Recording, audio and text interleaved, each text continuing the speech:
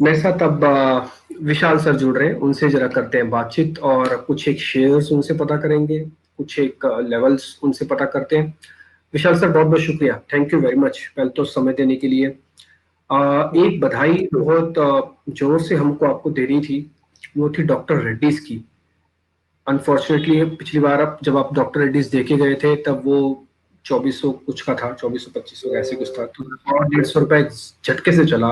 7% उस दिन ऊपर हुआ। इकलौता शेयर आप उस दिन आप सजेस्ट कर रहे थे डॉक्टर रेड्डीज, तो बहुत अच्छा चला। सर वैसे तो सभी लोगों ने कर लिया होगा प्रॉफिट बुक, बट फिर भी डॉक्टर रेड्डीज पे अभी आपका व्यू पॉइंट क्या है? वापस री एंट्री करें, फिर से ऊपर जाएगा, नीचे आ जाएगा वापस, कैसे करना है इसके लिए? डिम्पी जी, गुड मॉर्निंग। जैसे व्यू है या जैसा चार्ट स्ट्रक्चर डॉक्टर रेड्डी का बन रहा है, हम्म। इसको होल्ड ही करना चाहिए। प्रॉफिट बुकिंग तो अपॉर्चुनिटी डेफिनेटली एक मिला था, बट मुझे लग रहा है कि हम लोग अभी अपने टारगेट के साथ स्टिक है। 5500 से 5600 इसका टारगेट जा सकता है। इमीडिएट बेसिस पे 5100 का टारगेट इसमें आ सकता है। स्ट्रक्चर अभी भी वीक नहीं हुआ है। इट इज जस्ट एक न्यूज बेस्ड जो मोमेंटम होनी है हुई है। ओके, तो स्ट्रक्चर कहीं भी वीक नहीं है, स्ट्रक्चर स्ट्रेंथन ही हो रहा है। इनफैक्ट कई दूसरे कंपनीज है, फार्मा कंपनी, उसमें भी स्ट्रक्चर स्ट्रांग ही हुआ है। एक जो बाउंस बैक का डे था बुधवार मंगलवार का, ट्यूसडे जो बाउंस बैक हुआ है उसमें डिफेंसिव का जस्ट जो इंडेक्स मैनेजमेंट हम लोग कहते हैं, आईटी और फार्मा में प्रॉफिट बुकिंग दिखा और बाकी इंडेक्सेस चलते हुए दिखे। क्वाइट रिवर्सल सिचुएशन अब भी हो रहा है, वापस फार्मा और आईटी थोड़े बहुत स्टेबल हो रहा है इरिस्पेक्टिव ऑफ इन्फी और टीसीएस रिजल्ट। वो रिजल्ट के दिन जो भी निगेटिविटी आना है वो आना है, या जो नीजर्क रिएक्शन आना है आना है। बाकी जो चीजें हैं वो धीरे धीरे धीरे धीरे स्टेबल होती जा रही है फार्मा सेक्टर में। तो फार्मा सेक्टर में हम अभी भी डिफेंसिव के तौर पे देख रहे हैं, और फार्मा में हम लोग तेजी में ही हैं। वेयर ठीक है। एज बैंकिंग सेक्टर हम लोगों को वीक होते दिख रहा है, और बैंकिंग में और ऑटोज में स्पेसिफिकली मंदी के कॉल्स जनरेट होते दिख रहे मैं सर आपसे मंदी भी लूंगा, लेकिन मैं जरा फार्मा को कंप्लीट करवाना चाहता हूँ आपसे। डॉक्टर रेड्डीज अभी भी आप कह रहे हैं कि किसी भी डिप में या यहाँ पर भी धीरे धीरे आप चाहें तो प्लस कर सकते हैं, वैसी कोई दिक्कत नहीं। 5100 का टारगेट आपको वापस आता हुआ दिखता है। क्या फार्मा में कोई और ऐसा शेयर है जिसपे आपकी वॉच है? हैं। मैं एक शेयर आपको डॉक्टर रेड्डी में ग्लेनमार्क। हम लोग डॉक्टर रेड्डी पहले कंप्लीट कर लेते हैं। 4750 का नीचे क्लोजिंग बेसिस पे स्टॉप लॉस रखिएगा फॉर द सेफर साइड, क्योंकि मार्केट में सिचुएशंस बदल सकते हैं ओवरनाइट, तो उसमें रिस्क नहीं लेना चाहिए। तो 4750 का हम लोग इसमें स्टॉप लॉस मेंटेन करके चले। जहां तक ग्लेनमार्क का सवाल है, मुझे रिकवरी उसमें दिख रही है। ग्लेनमार्क एक बार चार्ट पे भी वापस मैं चार्ट लगा लेता हूँ आंखों के सामने। तो सर चार्ट, ये चार्ट अभी 537 का है मेरे पास। एक्चुअली मेरा सर चॉइस है 500 550 वाली शेयर। या तो मैं ग्लेन मार्क में चला जाऊं, या तो मैं सन फार्मा में चला जाऊं। डॉक्टर रेड्डीज ऑलरेडी थोड़ा 5 का शेयर है, मैं हाथ डालने में मेरे को थोड़ा डर लगता है। I am totally agree with you. मुझे ग्लेनमार्क भी अच्छा लगता है और सन फार्मा भी अच्छा लगता है। Compare to Glenmark, Sun Pharma better रहेगा अगर आप हम्म। सेफर साइड में जाना चाहते हो। लेकिन मेरे लिए तो दोनों आउट परफॉर्मिंग, निफ्टी को आउट परफॉर्म कर रहा है, और दोनों ही मुझे अच्छे लग रहे हैं हम्म। चार्ट स्ट्रक्चर पे। सन फार्मा थोड़ा सा अच्छा ज्यादा लग रहा है, क्योंकि उसमें हायर हाई हायर लो का पैटर्न बन चुका है। लेकिन वही ग्लेनमार्क आप देखोगे तो वीकली बेसिस पे एक बड़े कंसोलिडेशन जोन से बाहर आ रहा है। तो क्विक मोमेंटम जिसको चाहिए उन्होंने ग्लेनमार्क के साथ जाना चाहिए। जिनको थोड़ा सा सेफ लोअर रिस्क बेट लेना है, उन्होंने सन फार्मा के साथ जाना चाहिए। सर एक काम करें, अपने पैसे को क्या दोनों शेयरों में बांट दें? ग्लेन मार्क अ, में थोड़ा बहुत बच के आएगा तो डॉक्टर रेड्डीज में 3 शेयर की बास्केट बना दे, अगर आप कहोगे तो। अ, चल सकता है डिप्टी जी, वो भी केस चल सकता है। उसमें मुझे कोई दिक्कत नहीं लग रही है। तो हम एक करते हैं, मान लो मेरे को 1 लाख रुपए आया जो मैंने फार्मास्यूटिकल कंपनीज के अंदर लगाना है, मैं अपना 30 से 35 हजार रुपए ग्लेनमार्क के अंदर, 30 से 35 हजार रुपए मैं अपना सन फार्मा के अंदर इन लेवल्स पे, या थोड़ा बहुत और नीचे मिल जाएगा तो मैं वहां पे लगाने के लिए अपना मैंने डेडिकेटेड छोड़ दिया।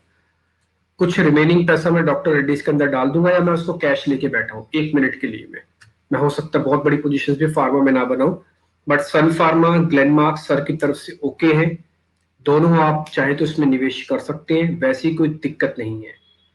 सर कोई और फार्मास्यूटिकल्स में कुछ बचा है? नहीं तो फिर इस एपिसोड को हम फार्मास्यूटिकल्स वाले को कंप्लीट करें, फिर मैं आईटी पे आऊंगा। फार्मास्यूटिकल कंप्लीट करे विषय, आईटी पे आ ठीक जाते है, ठीक है, अब आते हैं आईटी पे। एक एक शेयर जो हमारे एक व्यूअर पता करना चाह रहे हैं वो है ये रहा, सोनाटा सॉफ्टवेयर, ये इनकी तरफ से है कि सोनाटा सॉफ्टवेयर पे ये एक आपका व्यू चाहते हैं। आप कोई भी आईटी का शेयर बताइए जो आपको इस समय ठीक लग रहा हो। इन्फोसिस टीसीएस को छोड़ दीजिए, नंबर्स भी आ गए, बायबैक का भी पता लग गया, हमको लग रहा है कि ज्यादा मजा नहीं आएगा, कुछ और शेयर हो तो। सोनाटा सॉफ्टवेयर में आज तो प्रॉफिट बुकिंग ऊपर के लेवल पे दिख रही है, बट ऑल टुगेदर मैं देखना चाहूँ तो मुझे वीकली मंथली का जो उसका चार्ट स्ट्रक्चर है वो स्ट्रांग ही दिख रहा है। तो इसमें बाय ऑन डिप का अपॉर्चुनिटी बना रहेगा। बाय ऑन डिप आपको मेरे हिसाब से 550 से लेके 540 530 के लेवल तक भी मिल सकते हैं। तो हम्म। एक छोटा मोटा करेक्शन ड्यू दिख रहा है, जिसका बाय हम लोग 550 से लेके 530 के दरमियान कर सकते हैं। तो ये बाय ऑन डिप वाला काउंटर है। 550 से आप 530 कह रहे हैं ना सर? हाँ, 550 से लेके 530 तक। ठीक है, ये जो और नया इन्वेस्टर करना चाहता है वो आ सकता है ना 550 से 530 तक में? यस डिम्पी जी। ठीक है, तो उसमें स्टॉप लॉस का लगाएं, कितने का दोगे sir stop loss? Stop loss इसको 500 का रहेगा डिम्पी जी। 500 रुपए का 500 स्टॉप। 5 मेरे हिसाब से 1 सेकेंड 498 से लेके यहाँ पे एक डिमांड जोन है 489 तक का। तो 490 के नीचे का स्टॉप लॉस लगाना पड़ेगा। ठीक है, 490 के नीचे का आप एक स्टॉप लॉस लगा लीजिएगा। अब मैं आपको वजह बताता हूँ सर, आपको क्यों कह रहे हैं ये शेयर को थोड़ा नीचे पकड़िए, और आपको क्यों कह रहे हैं कि 500 के नीचे का स्टॉप लॉस रखिएगा। जरा ध्यान से सुनिएगा, गौर से देखिएगा। पहला पॉइंट, ये शेयर एक अच्छे अच्छे से मोमेंट में आवरली चार्ट पे दिखा रहा हूँ, एक अच्छा स्टीप मोमेंटम इसके पास आया हुआ है। इस स्टीप मोमेंटम का थोड़ी सी जो बार्स हैं वो एनगल्फ हो रही है, ये किसी भी डिप पे मिले, ये किसका वेरी शॉर्ट टर्म मोमेंटम है, अदरवाइज ये यहां से लेके, मैं आपके लिए मार्क कर देता हूं, 517 से लेके ये 545 और ये पूरी एक रेंज, ये बाय की रेंज है मार्केट की, फिर से इस शेयर की बाय की रेंज है जिसके अंदर टेंटेटिवली ये आ सकता है। स्टॉप लॉस आपको लगा लेना पड़ेगा इस रेंज की जहां से शुरुआत हुई है, यानी कि मोटा मोटी, इसलिए आपको सर कह रहे हैं कि 490 के नीचे जैसे ही चला जाए तो फिर आप इससे बाहर आ जाना। ये पूरा एक स्लोपिंग चैनल का ब्रेक डाउन हो जाएगा, ये शेयर खत्म हो जाएगा, मोमेंटम खत्म कर देगा अपना शेयर। क्लियर है? ये सारी रीजंस है जिसकी वजह से सर आपको ये बात आपके सामने रख रहे हैं। विशाल सर अगर कहीं गलत है तो आप हमको करेक्ट कर दीजिए। नहीं, बराबर है डिम्पी जी। ठीक है, डन। अब सोनाटा सॉफ्टवेयर से तो सर हम बाहर आ जाते हैं। आपको एक आईटी का और अच्छा शेयर बताइए जहां पर आपको लग रहा है कि थोड़ी तस्वीर ज्यादा ठीक है। हम लोग हमेशा एनआईटी टेक के साथ चलते हैं। हम्म। एनआईटी टेक जो कोफोर्ज होगा है ना मेरे हिसाब से कोफोर्ज। हम्म। जी। हाँ, कोफोर्ज में ये लेवल पे बाइंग सपोर्ट बनता दिख रहा है। जो बाइंग सपोर्ट जो है वो कोफोर्ज में 2800 से लेके 2900 के बीच में का है, और वो उसके हम्म। बाद हम लोगों ने एक स्ट्रेट फॉरवर्ड इसमें रैली देखी है। तो अभी भी जिसको एंटर करना है वो ये लेवल पे एंटर कर सकता है, जहां पे स्टॉप लॉस 2875 जो आज का लो है उसके नीचे के स्टॉप लॉस होने चाहिए। इसमें भी एक तकरीबन तकरीबन 10 से लेके 12% का अपसाइड आने वाले दिनों में आ सकता है। ठीक है, ये कफोर्ज हो गया है एनआईटी टेक, और आप इसको कह रहे हैं कि इसके अंदर एक अच्छा मोमेंटम मिल सकता है। वजह तो मेरे को क्या साफ दिख ही रही है। अब एक बार मेरे को सर आप एंट्री की लेवल और स्टॉप लॉस दोनों दे दो आप। इसमें स्टॉप लॉस जो होगा आपका वो 28 2870 के नीचे 2860 2860 2870 के बीच में होना चाहिए। ओके। ठीक है। और एंट्री लेवल जो रहेगा वो ये लेवल पे भी आप एंट्री कर सकते हो। सेफर साइड थोड़ा सा एक 20-30 रुपया नीचे आता है तो ले सकते हो। एक करेक्शन के साथ आ जाए तो 3000 के आजू बाजू का एंट्री मिल सकता है। बट ये भी लेवल पे एंट्री किया है तो प्रॉब्लम मेरे हिसाब से नहीं आनी चाहिए। ठीक है, आपका टारगेट क्या होगा सर इस पे? मेरा टारगेट इसमें 3200 से लेके 3300 के लेवल वापस आते हुए दिखेगी। 3300 के लेवल, यानी कि जो हमने पुराना टेस्ट किए लेवल्स, वो लेवल्स तक कमा सकते हैं पूरी तरह से। एक रेंज के अंदर सर ने आपको बता दिया कि इस रेंज के अंदर से ही आप ट्रेड करना चाहो तो करो। आईटी के अंदर साफ साफ दिख रहा है कफोर्ज के अंदर कि हमने पूरी रेंज आपके सामने ड्रॉ की है। ये 200 दिन के एक्सपोनेंशियल मूविंग एवरेज से हमने शुरू किया, जिसको हम बेस कहते हैं, और इस बेस के बाद हमने अपने long term moving, short term moving average 50 दिन की होती है, उसके पास पे भी खड़े हैं। किसी भी बाइंग और डिप्स के अंदर आप इसको एक सौदे को ले सकते हैं। ठीक है सर, डन। कोई और शेयर सर आपकी तरफ से आज का सजेशन? आज का सजेशन मेरा टाइटन रहेगा। टाइटन पे हम लोगों को मोमेंटम लॉस होते हुए दिख रहा है।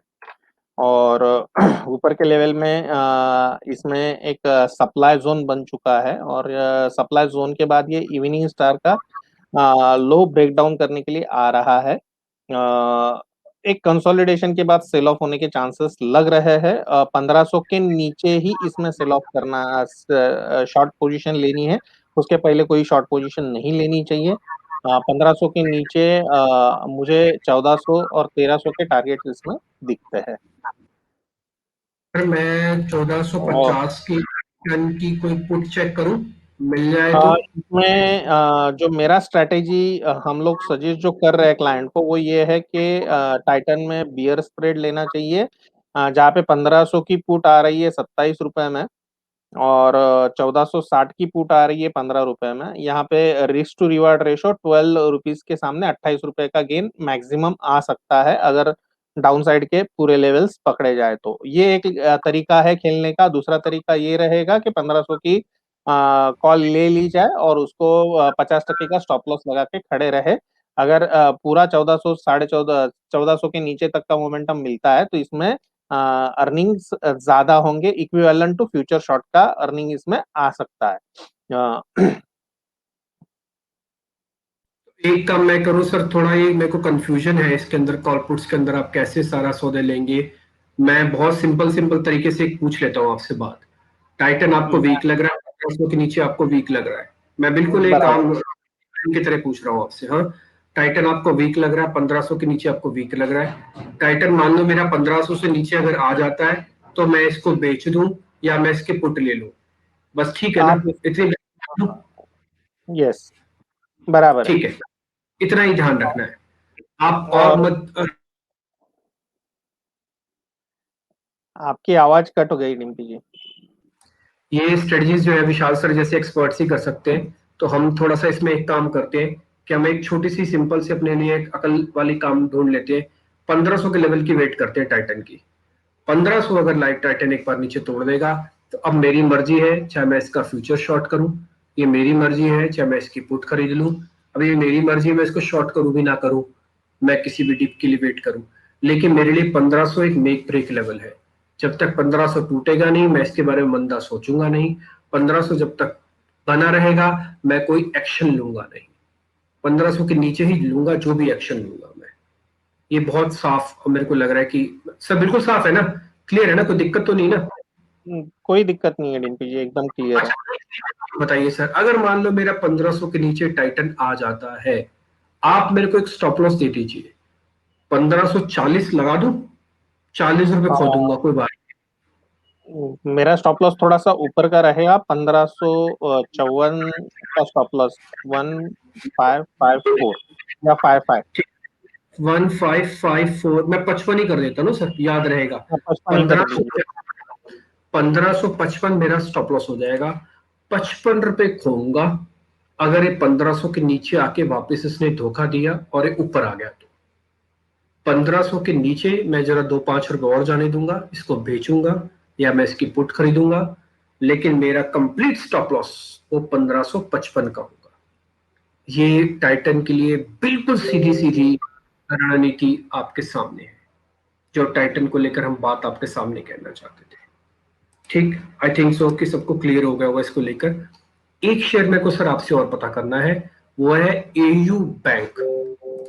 एयू बैंक देखो, पता नहीं क्यों मेरे को 2 दिन से ऐसा लग रहा है कि वीक हो रहा है, वीक हो रहा है। मैं किसी से पूछ नहीं पाया, मेरे को मौका ही नहीं मिला। एयू बैंक 1100 के ऊपर आएगा आप सब तभी ठीक होगा, 1100-1200 के ऊपर आएगा तभी ठीक होगा ये बैंक कब? वैसे देखा जाएगा ना डिम्पी जी, हम्म, पूरे बैंकिंग स्ट्रक्चर में 2 बैंक्स जो मुझे स्ट्रांग लग रहा है, उसमें एक एयू बैंक है और दूसरा हम्म, आपका कोटक बैंक है, कि थोड़े बहुत ये डाउन साइड में जल्दी से जल्दी बाउंस बैक कर सकते हैं। ठीक तो है। मुझे ये स्टॉक डेफिनेटली वीक हो रहा है या इसका सप्लाई पूरा हो चुका है ऊपर के लेवल पे। एक छोटा मोटा डिप आ सकता है, most probably in tune of 4 to 5%, लेकिन मुझे उससे ज्यादा डिप इसमें नहीं दिख रहा है। और इसका जो डिमांड जोन है वो बहुत नजदीक है। डिमांड जोन 984 से लेके 966 के लेवल का डिमांड जोन है, और आजकल के डेट में 4-5% बैंकिंग में बहुत बड़ी बात नहीं है। तो मेरे हिसाब से डिमांड जोन के बहुत नजदीक है। Instead of AU financial bank, आप दूसरे कोई बैंकिंग में डेफिनेटली शॉर्ट जा सकते हो। बैंकिंग में एयू और कोटक, ये दोनों बैंक छोड़ के आप कहीं भी दूसरी जगह शॉर्ट जा सकते हो। ठीक है, मैं सर शॉर्ट में को जाना नहीं था, बस मैं तो ये पता कर रहा था कि क्या एयू स्मॉल फाइनेंस को क्या बेचा जा सकता है कि नहीं बेचा जा सकता। तो आपसे मेरे को ऐसा लग रहा है कि ये बेचना तो नहीं है, क्योंकि आपको इसके अंदर स्ट्रेंथ दिखती है। अच्छा, वो चार्ट के अंदर हमको हमको भी दिख तो रही है वैसे, लेकिन हमको शॉर्ट टर्म वाला इसका वीकनेस भी दिख रहा है। इसलिए मेरा ये सवाल था, क्योंकि ये जब तक इस रेंज में था जिसके अंदर मैंने गोला मार्क किया हुआ है, तब तक मैं कभी नहीं पूछता सवाल। क्योंकि इस रेंज से टूट कर ये नीचे आ गया, जिसको हम हैंगिंग कहते हैं, अब ये हैंग हुआ हम्म, पड़ा है। तो ये अब ये इस रेंज पे आने के बाद मेरे को ऐसा लगा कि एक बार सर से पूछ लेना चाहिए कि कहीं और खिसक के नीचे तो नहीं चला जाएगा 900 रुपए के आसपास। तो आप ये कह रहे हैं कि नीचे के पास एक सप्लाई जोन है जो टिपिकली एक गैप के साथ बना हुआ है, वो 1000 रुपए के आसपास का है। हम भी मानते हैं 1000 रुपए के आसपास का एक अच्छा बेस है, जल्दी जल्दी नहीं तोड़ेगा ये, और अपनी गिरावट को यहीं से ही कैप भी कर सकता है। इसकी प्रोबेबिलिटी है कैप करने की, और ये हो सकता है ऐसे कैप कर जाए। ठीक है, तो इसको और शॉर्ट और कंपैरेटिव स्टडी किया जाए ना डिंपल जी, कंपैरेटिवली अभी आप जो कर रहे हो वो एब्सोल्यूट है। मैं कंपैरेटिव मतलब इंडेक्स के साथ इनको कंपेयर कर रहा हूँ सबको। तो इसमें मुझे कोटक और एयू बैंक ये कंपैरेटिवली स्टेबल लग रहा है। इवन एचडीएफसी बैंक वीक लग रहा है, आरबीएल वीक लग रहा है, एक्सिस बैंक वीक है, एसबीआई वीक है। तो ये सब बैंकों में एटलीस्ट एयू बैंक होल्ड किए हुए है। तो डाउन साइड इसमें आ सकता है, बट इतना सिग्निफिकेंट नहीं रहेगा जितने दूसरे बैंक गिरेंगे। तो कंपेरेटिवली अच्छा परफॉर्म करेगा। ठीक है, अब मैं आता हूँ सर आपके कोटक वाले पे। कोटक पे भी कुछ कुछ वैसा ही है, जैसे 1700 का एक पैनिक बॉटम बना हुआ है। ये हम थोड़ी देर पहले रोहित शिंगरे से भी बातचीत कर रहे थे, वो भी हमको कोटक महिंद्रा बैंक की बता के गए। ये एक इत्तेफाक भी है कि आप दोनों का ही कोटक महिंद्रा बैंक, दोनों ने कहा है कि स्ट्रांग है, कोई दिक्कत नहीं आएगी। वो कह रहे हैं कि 1690 एक स्टॉप लॉस रखेगा। आप भी यही कहेंगे सर, 1690 एक स्टॉप लॉस रखेगा? अब मैं अभी बाय का रिकमेंडेशन नहीं दे रहा हूँ डिम्पी जी, अनटिल एंड अनलेस पूरा सेक्टर रिवर्स नहीं होता है। कोटक में हम्म, बाय की सलाह नहीं रहेगी, या कोई भी फिनेंशियल्स में बाय की सलाह नहीं रहेगी। ठीक है। आप अभी सर सिर्फ वेट एंड वॉच कर रहे हैं, सिर्फ देख रहे हैं बाजार को? नहीं, वेट एंड वॉच नहीं कर रहे डिम्पी जी। हम लोग टाइटन में हम लोगों ने पोजीशन लिया हुआ है, हम लोग डॉक्टर रेड्डीज में पोजीशन है। पे इवन हमको टाइटन में हमको आपको जो पोजीशन आपने हमको बताई है 1500 के नीचे बनाने को कही है आपने।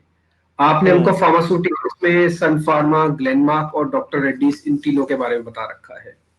बराबर है। ठीक है। और कुछ हाँ, सर, कोई और ऐसे शेयर? नहीं डिम्पी जी, आज के लिए इतना ही। ठीक है, वैसे एक खबर है, ये खबर में कितना ठीक है कितनी नहीं है, ये एक हमारे व्यूअर बता रहे हैं कि केजरीवाल एक प्रेस कॉन्फ्रेंस करने वाले हैं आज 1 बजे, और मे बी शायद वो लॉकडाउन करें।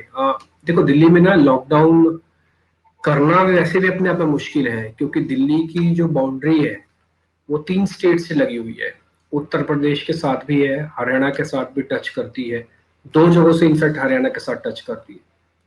तो अगर आप लॉकडाउन दिल्ली के अंदर लगा रहे हो तो फिर पूरा दिल्ली एनसीआर को भी अब देखना पड़ेगा, क्योंकि 50% दिल्ली के अंदर जो लोग काम करने के लिए आते हैं वो एनसीआर से आते हैं। जैसे मैं दिल्ली एनसीआर का हिस्सा हूँ, मैं फरीदाबाद में रहता हूँ जो कि दिल्ली से सिर्फ 12 किलोमीटर दूर है, सटा हुआ है। ठीक, एनी हो, देखते हैं इस खबर के साथ क्या होता है। अभी 1 बजे के आसपास होगा, लेकिन हाँ मार्केट को डर तो है, देखो कोरोना का डर तो है, इसमें कोई दो राय नहीं है। विशाल सर बहुत बहुत शुक्रिया, थैंक यू वेरी मच आज कार्यक्रम में जुड़ने के लिए, मजा आया सर आपसे बातचीत करके, बहुत बहुत शुक्रिया, थैंक यू वेरी मच।